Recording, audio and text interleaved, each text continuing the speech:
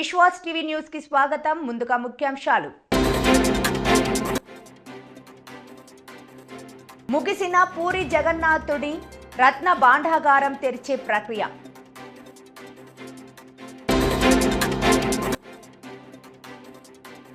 ప్రాణహాని ఉందని డీజీపీకి ఫిర్యాదు చేసిన శాంతి భర్త మదన్.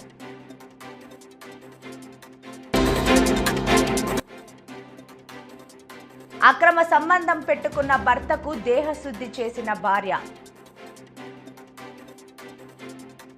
ఒడిశాలోని పూరి శ్రీ క్షేత్రరత్న భాండాగారాన్ని మరోసారి తెరిచారు. రహస్య గదిలోని విలువైన వస్తువుల్ని తాత్కాలికంగా ఏర్పాటు చేసిన స్ట్రాంగ్ రూమ్ కు తరలించారు. ఆ గదిని తెరిచిన కారణంగా భక్తుల ప్రవేశాన్ని నిలిపివేశారు. 46 ఏళ్ల తర్వాత ఆభరణాల లెక్కింపునకు శ్రీకారం చుట్టడంతో గత ఆదివారం తర్వాత ఇవాళ మరోసారి రత్న భాండాగారాన్ని ఓపెన్ చేశారు. 4 దశాబ్దాల సుదీర్ఘ విరామం తర్వాత గత ఆదివారం మధ్యాహ్నం 3వ రహస్య గదిని తెరిచారు. ముందుగా ఆ గది తలుపులు అక్కడున్న 3 తాళం చెవులతోనూ తెరుచుకోలేదు. దీంతో మెజిస్ట్రేట్ సమక్షంలో తాళాలు పగలగొట్టి లోపలికి వెళ్లారు. హైకోర్టు విశ్రాంత న్యాయమూర్తి జస్టిస్ విశ్వనాథ్ అధ్యక్షతన శ్రీ క్షేత్ర పాలనాధికారి అరవిందపాడి, పూరి కలెక్టర్ సిద్ధార్థ్ శంకర్ స్వయన్, మరో 8 మంది ప్రతినిధులు భాండాగారం లోపలికి వెళ్లారు. రహస్య మందిరాన్ని పరిశీలించారు. కర్రపెట్టెలు, పురాతన కాలం నాటి అల్మారాల్లో స్వామి సంపద ఉన్నట్టు గమనించారు. అప్పటికే సమయం మించిపోవడంతో రహస్య గదిలోని ఆభరణాలను తరలింపు సాధ్యం కాదని మళ్లీ మెజిస్ట్రేట్ సమక్షంలో గదులకు సీల్ వేశారు. 3 రోజుల తర్వాత ఇవాళ మళ్లీ రత్న భాండాగారాన్ని తెరిచారు. గదిలోని ఓ స్టీల్ అలమారా, 3 కర్ర అలమారాలు, 2 కర్రబెట్టెలతో పాటు మరో ఇనుప పెట్టెను స్ట్రాంగ్ రూమ్ కు తరలించారు. ఇదంతా జస్టిస్ విశ్వనాథ్ రాథో కమిటీ ఆధ్వర్యంలో జరిగింది. ఈ మొత్తం ప్రక్రియ 7 గంటల పాటు సాగింది. ఆలయం చుట్టూ సీసీటీవీ కెమెరాలు, భద్రతా సిబ్బందిని మోహరించారు. అత్యవసర పరిస్థితులను ఎదుర్కొనేలా ప్రత్యేక బృందాలను అందుబాటులో ఉంచారు. అయితే గదిలో స్వరంగ మార్గాలు ఉన్నట్టు ఆధారాలేవీ దొరకలేదని తేల్చేసింది కమిటీ.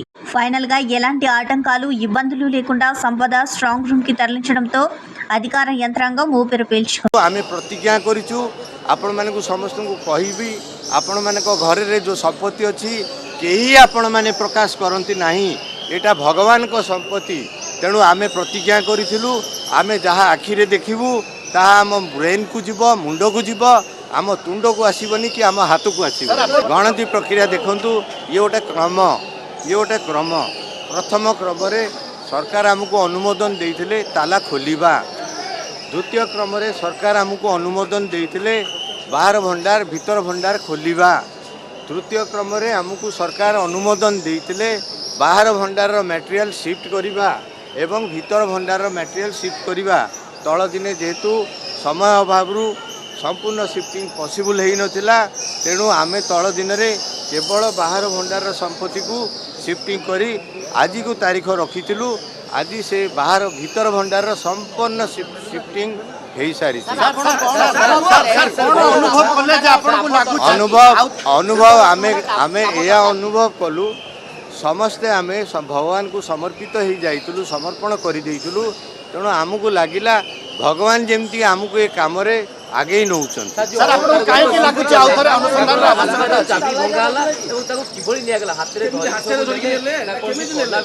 शुणु मो सांबादिक भाई मान को एठी गोटे जवाब रखी। ये विषय ये सब अनुसंधान समय नुह, आमर आवश्यकता थिला, ओडिशावासी आवश्यकता थिला एवं जगत प्रेमिकर आवश्यकता थिला।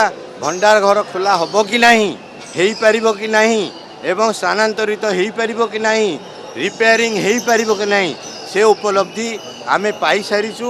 भंडार घर संपत्ति जाइछि एवं आगामी दिन में आमे जहाँ कहलु सरकार को लिखिबू। सरकार जदि अनुमति देबे ता परे जाई से कार्यक्रम जदि आवश्यकता हबो स्कैनिंग रो विभिन्न प्रकार वैज्ञानिक पद्धति आमे अनुसरण करिबू। जदि सरकार हमको अनुमति देबे से जदि आवश्यक पड़िबो से सरिले ही एएसआई या भितर को जीवे तैयारी करिबा पई आमे भगवान को प्रार्थना करिबा। आमे नाही आमे वर्तमान शुणु आमे प्रतिज्ञा करिछु आपण मानकु समस्त को कहिबी आपण मानक घर रे जो संपत्ति अछि केही आपण माने प्रकाश करंती नाही, एटा भगवान को संपत्ति।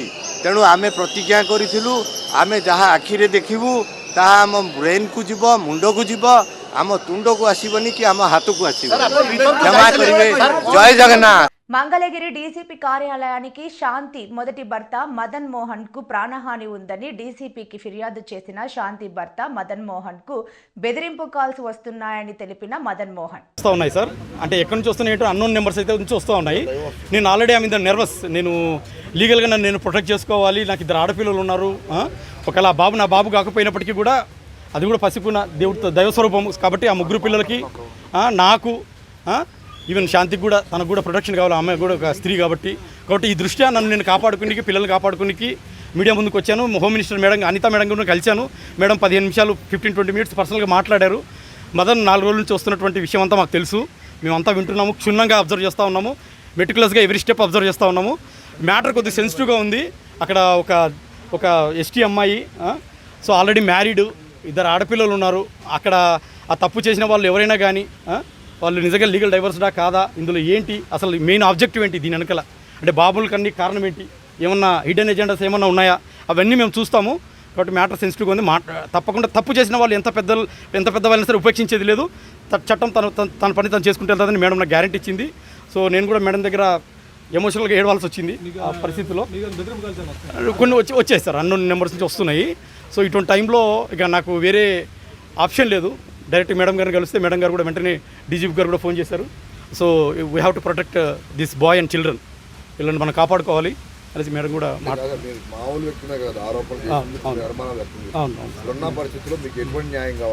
నేను ఒకటే సార్, ఇప్పుడు నేనైతే స్వతహాగా నేను పెట్టిన పేర్లు కాదు. నేను చెప్తున్నట్టు నేను అమెరికాలో ఉన్నప్పుడు ఒక 12 నెలలు నా బిడ్డగా శాంతి నా బిడ్డే అంటే మదన్ బిడ్డే నా బిడ్డే అని చెప్పి నన్ను నయవంచన చేసింది సార్, నయవంచన చేసింది. ఆ 9 నెలలు కడుపులో ఉన్నప్పుడు నాకు వీడియో కాల్ చూపించి నీ బిడ్డే అని చెప్పడము, నేను ఎమోషనల్గా అటాచ్ అయిపోతాను. అది ఎంత నయవంచన మీకు తెలుసు, మీరందరూ తల్లిదండ్రులే. ఆ తర్వాత నేను అమెరికా నుంచి ఇక్కడికి వచ్చిన తర్వాత 1 నెల నేను ఐవీఎఫ్ చేయించుకున్నాను అంటుంది. మరి ఐవీఎఫ్ అయితే డాక్యుమెంట్స్ చూపించమ్మా, నాకు ఎవిడెన్స్ చూపించు తల్లి, అన్నోన్ డోనర్ అయితే నేను ఆలోచిస్తాను అంటే ఐవీఎఫ్ లేదు, ఏం లేదు, నేను I have a physical relation అంటుంది.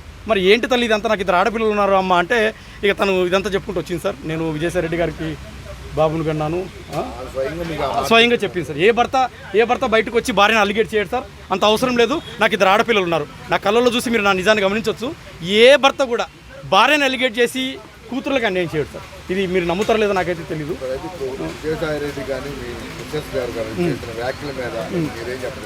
ఒకటే సార్, ఇప్పుడు ఎవరి స్టాండ్ వాళ్ళకు ఉంది. శాంతి గారేమో ఫోటోలు చూపించేసి ఆ పోతిరెడ్డి సుభాషే నా భర్త అంటారు. ఆయననేమో అజ్ఞాతంలో ఉన్నారు. ఆయన అజ్ఞాతంలో ఉన్న 4 నుంచి బయటికి రావట్లేదు. ఆయనకు ఆల్రెడీ మ్యారేజ్ అయింది, 9th క్లాస్ కూతురు ఉంది, వాళ్ళు హైదరాబాద్లో ఉంటారు. నేను మీకు ఒక వైరల్ పంపించాను, సుభాష్ రెడ్డితో నేను మాట్లాడాను. ఆ మాట్లాడిన దాంట్లో అసలు I'm ready for DNA test, ఆ బాబుకి నాకు ఏ సంబంధం లేదు అని ఆయన అంటాడు. ఇప్పుడు అసలు ఆ బిడ్డకి తండ్రి ఎవరు నాకు అర్థం కావట్లేదు సార్. శాంతి నాకు స్వతహాగా చెప్పింది ఏంటంటే విజయసాయి రెడ్డి గారు అని చెప్తుంది. సో ఇప్పుడు విజయసాయి రెడ్డి గారా, పోతిరెడ్డి సుభాష్ రెడ్డి గారా, లేకపోతే నేనా? సో నేను ఒకటే సార్, మీడియా ద్వారా ప్రజల్ని, కోర్టుని, అందరినీ రేపు కోర్టు కూడా వేసాను, అది tomorrow we're going to proceed. So మీ ద్వారా ప్రజలను అడుగుతుంది ఏంటంటే ఆ బాబుకు రిలీఫ్, ఆ పాప పసికున దైవస్వరూపం కాబట్టి ఆ బాబుకు కూడా నిజమైన తండ్రి ఎవరో తెలిస్తే రాబోయే దినాల్లో సభ్య సమాజంలో గౌరవంగా బతుకుతాడు. రేపు స్కూల్కి వెళ్తే ఫలానా వాడు నా తండ్రి, I'm the son of so and so అని రాసుకుంటాడు. I'm the son of so and so ఎవరైనా కానీ. కాబట్టి DNA టెస్ట్ కంపల్సరీ కావాలి. DNA test is the only solution what I understood. ఓరల్గా చెప్పడం కాదు సార్, ఫోటోలు చూపించి ఓరల్గా చెప్పడం కాదు. DNA test is the only solution to find the perfect answer, అంటే long term solution, ever time solution. ఇప్పుడు ఇది చెప్పేసి రేపొద్దున DNA టెస్ట్ చేయకుండా ఇప్పుడు ఇతనే సుభాష్ గారి తండ్రి అని, రేపొద్దున సుభాష్ గారు నేను తండ్రి కాదని అనుకోండి, ఆ బాబు మళ్ళీ నా దగ్గరకు వస్తాడు, నేనే తండ్రి అని. ఇవన్నీ ఎందుకు సార్? ఈ ఇష్యూని ఇప్పుడే ప్రొయాక్టివ్గా చొరవ తీసుకొని ప్రభుత్వం సహకారంతో జ్యుడిషియరీ కూడా దాన్ని మానవతా దృక్పథం ఆలోచించి రేపొద్దున ఆ పిల్లోడు 1-2 సంవత్సరాలు స్కూల్కి వెళ్తాడు. స్కూల్కి వెళ్ళే లోపుగా అతనికి నిజమైన తండ్రి ఎవరో క్లినికల్గా ఆ పెటర్నిటీ టెస్ట్ ఏదో చేసి ఓ మెడికల్ సర్టిఫికేట్ తీసుకుంటే ఆ పిల్లోడు గౌరవంగా బతుకుతాడు సార్. భర్త వేరే మహిళతో ఉంటుండగా రెడ్ హ్యాండెడ్గా పట్టుకున్న భార్య, భర్త అక్రమ సంబంధం గుట్టురట్టు చేసిన ఇల్లాలు, ప్రియురాలి మోజులో పడి కట్టుకున్న దాన్ని వదిలివేసిన భర్త రాసలీలలు, బండారం, బట్టబయలు ప్రేమించి పెళ్లి చేసుకుని మోహం చాటేసిన హస్బెండ్, స్పాలో పరిచయమైన కొత్త ప్రియురాలు, ఆమె మీద మోజుతో విలువైన వస్తువులు బహుమతులుగా ఇచ్చిన భర్త, చెట్టాపటలేసుకుని పార్కులు, బీచ్లు, హోటల్స్ లో ఎంజాయ్ చేస్తున్న ప్రియురాలు. అనకాపల్లి జిల్లా చోడవరం నియోజకవర్గ పరిధిలోని ఎల్ సింగవరం గ్రామానికి చెందిన రేణం హరిత 3 ఏళ్ల క్రితం పాలకొండకు చెందిన వివేక్ను ప్రేమించి పెళ్లి చేసుకుంది. వీరు విశాఖపట్నం ఎంవిపి కాలనీలో నివాసం ఉండగా స్థానిక స్పాలో పనిచేసే అమ్మాయితో వివేక్కు పరిచయం అక్రమ సంబంధంకు దారితీసి గత సంవత్సర కాలం నుంచి భార్యను వదిలి మధుతేజ అనే అమ్మాయితో వేరే కాపురం పెట్టడంతో ఈరోజు ఉదయం భార్య హరిత కుటుంబ సభ్యులతో కలిసి వెళ్లి వైజాగ్లో అక్రమ కాపురం చేస్తున్న ఫ్లాట్లో వారిద్దరిని రెడ్ హ్యాండెడ్గా పట్టుకుని భర్తకు దేహశుద్ధి చేశారు. తనకు న్యాయం చేయాలని, తన భర్త తనకు కావాలని బాధితురాలు కోరుతున్నారు. నా పేరు కర్మి హరిత అండి. వివేక్ నా భర్త. మాకు మ్యారేజ్ అయ్యి దాదాపు ఒక 3.5 years అవుతుంది. 3.5 yearsలో కూడా మేము కలిసి ఉన్నది ఒక 2-3 months మాత్రమే. దాని తర్వాత ఒకే ఇంట్లో ఉంటున్నాం కానీ ఇంకా వేరు అన్నట్లు ఉన్నాము. ఈయనేమో వచ్చి రెగ్యులర్గా స్పాకి వెళ్ళే అలవాటు ఉంది. ఆయన స్పాకి వెళ్ళినప్పుడు ఒక అమ్మాయితో రిలేషన్లో ఉన్నాడు, ఆ స్పాలోనే పనిచేసే అమ్మాయితో. అది తెలిసిన తర్వాత నేను వీడియోలు, తర్వాత ఫోన్ కాల్స్ ఇవన్నీ నేను చూసి అడిగితే ఆయన నన్ను కొట్టడం జరిగింది.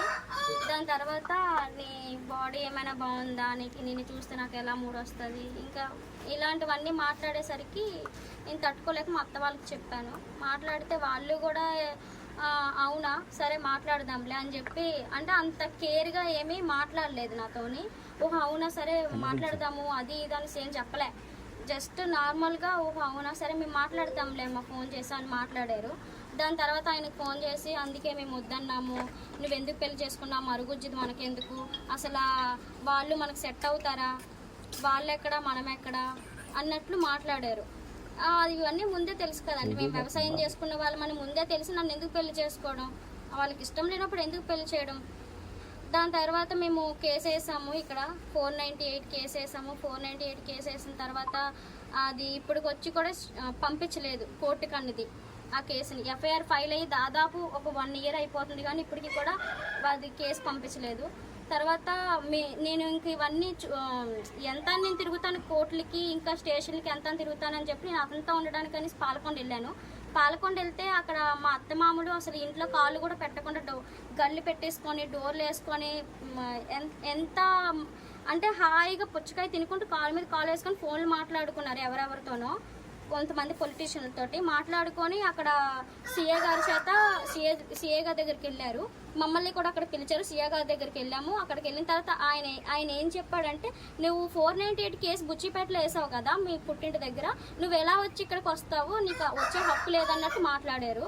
మాట్లాడడంతో ఇంకా నేను సరే ఓకేనా, మేము ఎవరితో మాట్లాడలేదు, ఏ లాయర్తో గట్రా ఏం మాట్లాడుకుని మేము వెళ్ళాము. వెళ్ళకూడదా సరే అని చెప్పేసి నేను మళ్ళీ తిరిగి మా ఇంటికి వచ్చేసాము. మేము అంతా ఇంటికి వచ్చిన తర్వాత మళ్ళీ నెక్స్ట్ డే నేను లాయర్ దగ్గరికి వెళ్ళి మాట్లాడేసరికి ఆయన చెప్పడం ఏంటంటే, అలా ఏమీ లేదు, నువ్వు విడాకులు తీసుకున్న తర్వాత వెళ్ళకూడదు కానీ విడాకులు తీసుకోలేదు కదా నీకు అక్కడ. నా పేరు వివేక్. నాకు దీంతో 2020 డిసెంబర్ 15 మ్యారేజ్ అయింది. 3-4 months కలిసి ఉన్నాం. ఆ తర్వాత డిస్ప్యూట్స్ వచ్చాయి. డిస్ప్యూట్స్ వచ్చిన తర్వాత వాళ్ళు నా మీద కేసు పెట్టడం, నేను తన మీద కేసు పెట్టడం. ఆ కేసులు నడుస్తున్నా మధ్యలో సెటిల్మెంట్ల కోసం అని మాట్లాడడం జరిగింది. దానిలో మళ్ళీ గొడవలు. మీ ఇద్దరికి ఎందుకు గొడవలు వచ్చాయి? Personal issues sir, personal issues. దానివల్ల ఈ ఇష్యూస్ అంతా వచ్చాయి. మరి వేరొక యువతతో ఉండి ఆవిడ ఇప్పుడు మిమ్మల్ని అక్కడి నుంచి తీసుకుని వచ్చింది. అదే సార్, మీరు ఇంటి దగ్గర ఉండట్లేదు. అది ఏదైనా రాంగ్ అయితే దానికి లీగల్గా ఏదైతే యాక్షన్ తీసుకుంటారో దానికి నేను రెడీగానే ఉన్నాను. ఏదైనా ఉంటే లీగల్గా ఆ యాక్షన్కి నేను రెడీగానే ఉన్నాను. మరి మిమ్మల్ని ఇక్కడికి ఎవరు తీసుకొచ్చారు? వాళ్ళే తీసుకొచ్చారు. అవ్వలేదు, కేసు నడుస్తుంది ఆల్రెడీ. ఎక్కడెక్కడ ఇట్టారండి కేసులు? రాజాం కోర్టులో నేను వేసాను, వీళ్ళు ఇక్కడ బుచ్చిపేట పోలీస్ స్టేషన్లో 498. మీరు ఏమైనా సందేహం తెలుసుకున్నారా? అంటే నాకున్న ప్రాబ్లమ్స్ నాకున్నాయి, నా దగ్గర ఉన్నాయి. అంటే ఇప్పుడు వాళ్ళు క్వశ్చన్ చేస్తున్నారు కదా నన్ను, అలాగే నేను క్వశ్చన్ చెయ్యాలి. మరి అదే వన్ సైడ్ మీదే తప్పని చూపిస్తున్నారు. అదే సార్, నా దగ్గర ఉన్నాయి సార్ ప్రూఫ్లు. నా ఫోన్ కూడా తీసుకున్నారు, అందులో ఉండి ప్రూఫ్లు ఉన్నాయని చెప్పి నా ఫోన్ కూడా తీసుకున్నారు. మరి మీరు ఎప్పుడు అవన్నీ బయట పెడతారా? నా ఫోన్ నాకు ఇవ్వాలి కదా సార్. మీ ఫోన్ ఇచ్చినప్పుడు బయట పెడతారా? అవును సార్. డాక్టర్ బిఆర్ అంబేద్కర్ కోనసీమ జిల్లా కొత్తపేట నియోజకవర్గ పరిధిలో మండల కేంద్రమైన రావులపాలెంలో వైఎస్ఆర్ కాంగ్రెస్ పార్టీ కార్యాలయం నందు నిర్వహించిన మీడియా సమావేశంలో వైసీపీ నియోజకవర్గ సమన్వయకర్త చిర్లా జగ్గిరెడ్డి మాట్లాడుతూ సంపద సృష్టిస్తామని గొప్పలు చెప్పిన జిత్తులమారి చంద్రబాబు నాయుడు గారు ఇప్పుడు ఆర్థిక పరిస్థితి అంతంత మాత్రంగా ఉందని మొసలి కన్నీరు కార్చడం, గత మా ప్రభుత్వ హయాంలో జరిగిన ఎంఓయూలు వీళ్ల హయాంలో జరిగిపోతున్నట్టు ప్రచారాలు చేసుకోవడం, ఉచిత ఇసుక పేరుతో టీడీపీ నాయకుల దోపిడీ దండాలు మితిమీరిపోతున్నాయని అన్నారు. రైతులకు రబీ సీజన్ ధాన్యం డబ్బులు నియోజకవర్గంలో 45 కోట్ల రూపాయలపైనే బకాయిలు ఉన్నాయని, 3 నెలలు గడిచినా వారికి డబ్బు వేయలేదని, ఎన్నికల పేరుతో ఆపిన చెల్లింపులు ఈ ప్రభుత్వం ఏర్పడి నెల రోజుల పైన అయినా ఇంకా వేయకపోవడం బాధాకరమని అన్నారు. అలాగే గతంలో ఇసుక ప్రభుత్వ ఉత్తర్వుల ప్రకారమే అందించిన చంద్రబాబు నాయుడు స్థానిక ఎమ్మెల్యే సత్యానందరావు సెల్ఫీల పేరుతో అసత్య ప్రచారాలు చేశారని, ఇప్పుడు వారు వచ్చి ఇసుక స్టాక్ పాయింట్ల దగ్గర వారి బ్రోకర్లు వసూలు చేస్తున్న డబ్బులు పక్కన పెట్టుకుని సెల్ఫీలు దిగాలని సవాల్ చేశారు. రైతు భరోసా రైతులకు రబీ సీజన్ ధాన్యం డబ్బులు, తల్లికి వందనం, నిరుద్యోగ వృత్తి, 20 లక్షల ఉద్యోగాలు, ఉచిత సిలిండర్లు, మహిళలకు 1500 రూపాయలు, ఉచిత బస్సు ప్రయాణం తదితర పథకాలు ఇవన్నీ ఎప్పుడు ఇస్తారో తేదీ సమయం చెప్పి చేసే దమ్ము టీడీపీకి ఉందా? తిమ్మిని బమ్మి చేసి అబద్ధాలను నిజాలుగా ప్రపంచ ప్రచారం చేసే మెలుకావులు అన్నీ మెండుగా తెలిసిన చంద్రబాబు నాయుడు నిత్యం జగన్మోహన్ రెడ్డి గత ప్రభుత్వంపై శ్వేత పత్రాల పేరుతో ప్రచారాలు చేయడం తప్ప ప్రజా సంక్షేమాన్ని, అభివృద్ధిని గాలికి వదిలేశారని చిర్లా జగ్గిరెడ్డి దుయ్యబట్టారు. ఏదన్నా తప్పులుంటే మీ దగ్గర అధికారం ఉంది, యాక్షన్ తీసుకోండి. ఎంతటి వారి మీద మీరు యాక్షన్ తీసుకోవచ్చు. కానీ ఈ రోజు ఏదైతే రైతులు ముఖ్యంగా 3 నెలలు అయిపోయి కనీసం ధాన్యం డబ్బులు రాక ఇవాళ కొత్తపేట నియోజకవర్గంలో రైతులంతా కూడా వెలువెల్లాడుతున్నారు. ఒకవైపున పెట్టుబడికి సంబంధించినటువంటి డబ్బుని వారికి జమ చేయలేస్తారు కదా, మరి ఏదైతే వారు పెట్టుబడి పెట్టడానికి రైతు భరోసా ఇవ్వలేస్తారు కదా, వారు పండించిన పంటకి మరి డబ్బు కూడా ఈరోజు కొత్తపేట నియోజకవర్గంలో ఇంకా మరి కొత్తపేట మండలం అయితే 50%, అలాగే ఆత్రేయపురం మండలంలో 70%, అలాగే ఉన్నటువంటి రావులపాలెం మండలంలో 50%, ఒక ఆలమూరు మండలంలో మాత్రం ఇంకా 8% డబ్బు ఇంకా రైతులకు చేరాలని పరిస్థితుంది. ముఖ్యంగా సుమారు 49 కోట్ల రూపాయలు ఇంకా ఒక కొత్తపేట నియోజకవర్గంలోనే పండించిన పంటకి మరి డబ్బు ఇవ్వాల్సినటువంటి బాధ్యత కలిగినటువంటి ప్రభుత్వం మరి ఎప్పటి వరకు అటువైపు కూడా కన్నెత్తి చూడలేదని చెప్పి సందర్భంగా మనం చేస్తున్నాం. కాబట్టి ఇమీడియట్ గా మరి రైతులకు ఇవ్వాల్సినటువంటి డబ్బుని వెంటనే జమ చేయాలని కోరుతున్నాం. అలాగే అమ్మఒడి విషయంలో మీరు ప్రతిదానికి జగన్మోహన్ రెడ్డి గారితో పోల్చుకుంటూ ఉన్నారు. మరి జగన్మోహన్ రెడ్డి గారు ఏ సంక్షేమ కార్యక్రమం అమలు చేసినా డే టు టైం చెప్పేవారు. ఈ రోజు చంద్రబాబు నాయుడు గారికి ఏమన్నా దమ్ము సత్తా ఉంటే ఈ రాష్ట్రంలో వారు ఏదైతే ప్రజల్ని మోసపీరిత హామీలతో మోసం చేశారో మేమంటూ ఉన్నాం, అది వాస్తవం కాదని చెప్పి నిరూపించే దమ్ము ధైర్యం అనుకుంటే ఆయన ఇమీడియట్ గా మరి సంక్షేమ కార్యక్రమాలు ఏ డేటు ఏ టైముతో ఇస్తారో ప్రజలకు చెప్పాలని బాధ్యత ఉందని మేము కోరుతున్నాం. ముఖ్యంగా జగన్మోహన్ రెడ్డి గారు సరే తప్పులు చేస్తే మీరు ఎంక్వైరీ చేసుకోండి, దాని మీద మీరు చర్యలు తీసుకోండి. కానీ జగన్మోహన్ రెడ్డి గారు మరి ఏదైతే ప్రజలకు జవాబుదారీగా ఎవరికి ఎప్పుడు డబ్బులు వేస్తారో మరి ఒక డే టు టైము క్యాలెండర్ చెప్పి చేశారు. అలాగే ఏదైతే మరి నిరుద్యోగ వృత్తి 3000 రూపాయలు ఏదైతే మరి చంద్రబాబు నాయుడు గారు ఇస్తారన్నారో దాన్ని కూడా మరి ఎప్పుడు ఇస్తారో చెప్తే చాలా మంది దాని గురించి కూడా ఉద్యోగాలు మానేసి మరి ఎదురు చూస్తున్నటువంటి నిరుద్యోగులు చాలా మంది ఉన్నారు. ఇవన్నీ ఒక అంశం. ఇవన్నీ మరి వైఎస్ఆర్ కాంగ్రెస్ పార్టీ తరఫున కొత్తపేట నియోజకవర్గం తరఫున మేము డిమాండ్ చేస్తున్నాం. మీరు day to time Jaganmohan Reddy గారు మీరు మాటనే ముందు ఆయన మీరు ఒకటంటే మిమ్మల్ని 3 ఏళ్ళు చూపిస్తున్నాయి. ఆ 3 ఏళ్లలో మీరు ప్రజలకు మంచి జరిగే విధంగా నేను ఓడిపోతే నా పేరు మార్చుకుంటాను అని అనేక మంది సవాలు విసిరినా వారిని చూశాను. ఒక్కరిని కూడా పేరు మార్చుకున్న వారిని నా జీవితంలో చూడలేదు. ఒక్క ముద్రగడ పద్మనాభంను మాత్రమే చూస్తున్నానని, అందుకే ఆయనను అభినందించేందుకు వచ్చానని మాజీ మంత్రి వైసీపీ నేత అంబటి రాంబాబు అన్నారు. కిర్లంపూడి ముద్రగడ నివాసానికి వచ్చిన అంబటి మీడియాతో మాట్లాడుతూ ముద్రగడ ఏనాడు తన స్వలాభం కోసం కాపు ఉద్యమం చేయలేదని అన్నారు. ఇచ్చిన హామీని నెరవేర్చమని గత టీడీపీ ప్రభుత్వంలో ఉద్యమం చేపడితే ఆయన అనుచరులపైన కేసులు పెట్టడం జరిగిందని అన్నారు. సవాల్ ఓడిపోతే పేరు మార్చుకున్న ఆయనను స్వయంగా అభినందించాలని ఇక్కడికి రావడం జరిగిందని అన్నారు. ఆయన మార్చుకున్న దగ్గర నుంచి ముద్రగడ పద్మనాభ రెడ్డి గారు ఎందుకు మార్చుకున్నారు? ఒక సవాలును స్వీకరించి తాను పేరును మార్చుకున్నారు. నాకు ఊహ తెలిసిన దగ్గర నుంచి చూస్తున్నాను. మీరు కూడా ఊహ తెలిసిన దగ్గర నుంచి చూస్తుంటారు. అరే ఈ పని కాకపోతే నా పేరు మార్చుకుంటారా అన్న వాళ్ళను వేల మందిని చూశా, లక్షల మందిని చూశా. కానీ అది జరగకపోతే పేరు మార్చుకున్న వాడిని ఒక్కడిని కూడా నేను చూడలా నా జీవితం మొత్తంలో. ఎవరన్నా చూశారు, ఎవరన్నా చేశారేమో నాకు తెలియదు. నా జీవితం మొత్తంలో ఒక్కడిని కూడా పని కాకపోతే సవాలు విసిరితే ఆ సవాలులో ఓడిపోతే పేరు మార్చుకున్న వాడిని ఒక్కడిని కూడా చూడలా. ఇప్పుడు చూస్తున్న ముద్రగడ పద్మనాభ రెడ్డిని అన్న మాట ప్రకారం పేరు మార్చుకున్నాడు కాబట్టి ఆయన అభినందించాలి అని అనుకుంటున్నాను. వెనక్కి వెళ్లి చూస్తే దశాబ్దాల శతాబ్దాల చరిత్ర వెనక్కి వెళ్లి చూస్తే సత్యహరిశ్చంద్రుడు కాలం కలిసిరాక మాట తప్పలేక కాటికాపరయ్యాడు. కాటికాపరయ్యినా సత్యహరిశ్చంద్రుడు సత్యహరిశ్చంద్రుడే. పేరు మారినా ముద్రగడ పద్మనాభం ముద్రగడ పద్మనాభమే అని చెప్పాలనే ఉద్దేశంతో వచ్చా. నాకు తెలుసు, నేను శాసనసభ్యుడిగా ఉన్నప్పుడు కూడా మంత్రి చేశారు ఒక ఆయన, సంగీతం వెంకటరెడ్డి గారు. పుట్టుకతోనే ఆయన పేరు సంగీతం గారి హత్యకు ముందు ఒక చరితాత్మకమైనటువంటి మీటింగ్ విజయవాడ నడిబొడ్డులో కాపునాడు పేరుతో జరిగినప్పుడు ముద్రగడ పద్మనాభం గారు తెలుగుదేశంలో ఉన్నారు. తెలుగుదేశానికి రాజీనామా చేసి ఆ రోజు కాపునాడు మీటింగ్ వచ్చి ఆ రోజు ప్రధానమైనటువంటి వక్తగా ముఖ్య అతిథిగా పాల్గొని కాపునాడుకు వండి తెచ్చారు. ఆ రోజున వంగవీటి మోహన్ రంగారావు గారు జైల్లో ఉన్నారు. ఆ రోజు తృణప్రాయంగా తన పదవిని వదిలి కాపునాడుకు హాజరైన దగ్గర నుంచి వారంటే నాకు ప్రత్యేకమైనటువంటి అభిమానం.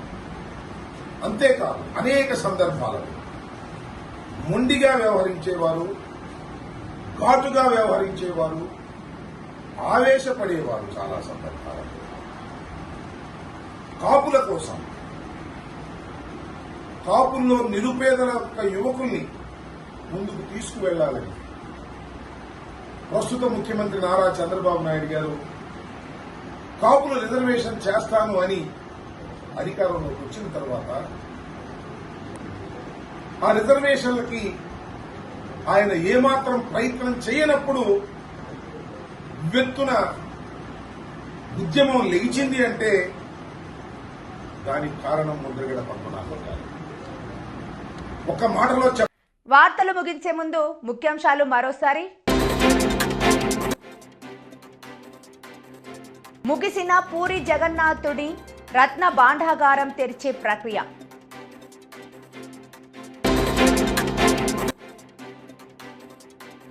ప్రాణహాని ఉందని డీజీపీకి ఫిర్యాదు చేసిన శాంతి భర్త మదన్.